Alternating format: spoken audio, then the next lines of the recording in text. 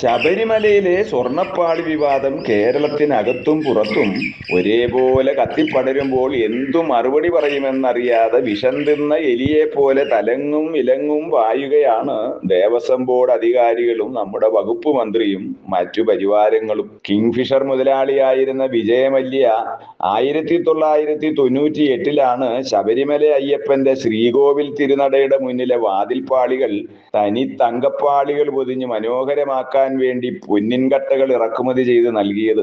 ശബരിമല സന്നിധാനത്തിൽ വെച്ച് തന്നെ ചിത്രങ്ങൾ ആലേഖനം ചെയ്ത തങ്കപ്പാളികൾ കൊണ്ട് ശ്രീകോവിൽ നട നന്നായി പൊതിഞ്ഞ് മനോഹരമാക്കുകയും ചെയ്തു. ദ്വാരപാലകരെയും പൊന്നിൽ പൊതിഞ്ഞു. ആ പൊൻപാളികൾ ഇപ്പോഴിതാ ചെമ്പായി മാറിയിരിക്കുന്നു. ഈ പാളികൾ ഇന്ത്യയിൽ പലയിടങ്ങളിലുമുള്ള കോടീശ്വരന്മാരായ അയ്യപ്പ ഭക്തന്മാരുടെ എല്ലാം വീടുകളിൽ എത്തിച്ച് പൂജിച്ചെന്നുമാണല്ലോ കേൾക്കുന്നത്.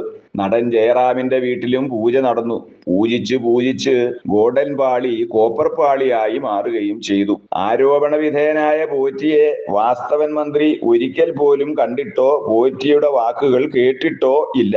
മന്ത്രിക്കൊപ്പം പോറ്റി നിൽക്കുന്ന പോട്ടം കണ്ടല്ലോ എന്ന് ആലോകര് ചോദിച്ചാൽ ഗോവിന്ദൻ മാഷ് വയലന്റ് ആവും. അത് ശത്രുക്കൾ AI സാങ്കേതിക വിദ്യ ഉപയോഗിച്ച് വാസ്തവനെ മോശക്കാരനാക്കാൻ വേണ്ടി ചെയ്തതാണെന്നാണ് മാഷ് പറയുക. ശബരിമലയിൽ സ്ത്രീ പ്രവേശനം നടന്ന ശേഷം CPM മുന്നണിക്കും സർക്കാരിനും അയ്യപ്പകോപം ഉണ്ടായിട്ടുണ്ടെന്നാണ് നാട്ടിലെല്ലാരും പാടി നടക്കുന്നത്. ആഗോള അയ്യപ്പ സംഗമം നടത്തിയതിനു തൊട്ടു പിന്നാലെ തന്നെ സ്വർണ്ണപ്പാളി വിവാദവും സർക്കാരിനെ വേട്ടയാടുകയാണ്.